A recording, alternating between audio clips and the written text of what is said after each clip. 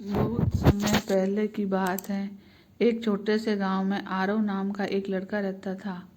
आरव बहुत ही सीधा साधा और मेहनती था, पर उसमें एक कमी थी। उसे पढ़ाई में बिल्कुल भी रुचि नहीं थी। किताबें उसके लिए बोझ जैसी थी और वह सोचता था कि जीवन में सफलता पाने के लिए ज्ञान की जरूरत नहीं होती। उसके माता पिता उसे पढ़ाई के लिए समझाते, पर आरव का दिल खेतों में दौड़ने भागने और खेल कूद में ही लगता था। समय बीतता गया और आरव का आलस्य और भी बढ़ता गया। बसंत पंचमी का दिन था। गांव के लोग पीले कपड़े पहनकर खेतों में नई फसल के साथ खुशियां मना रहे थे। चारों ओर हरियाली छाई हुई थी और हवा में एक अनोखी ताजगी थी।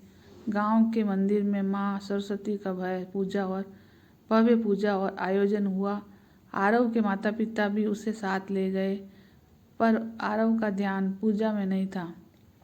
पूजा के बाद मंदिर में पुजारी ने बच्चों को एक कहानी सुनाई। बहुत समय पहले एक राजा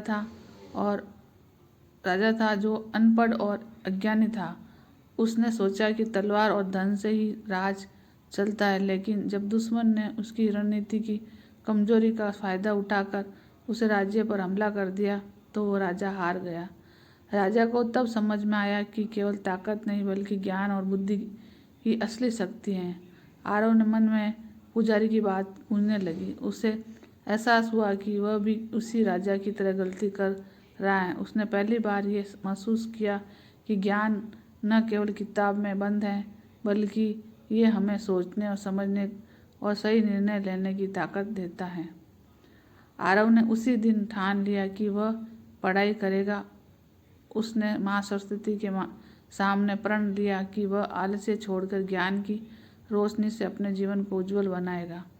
समय के साथ आरव मेहनत करता गया और एक विद्वान बन गया।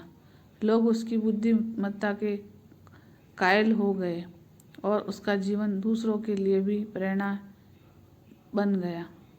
तो कथा अच्छी लगे तो जय सरस्वती मैया और लाइक सब्सक्राइब कर दो। बसंत पंचमी से आपने बहुत सारी बधाई और ढेर सारी शुभकामनाएं।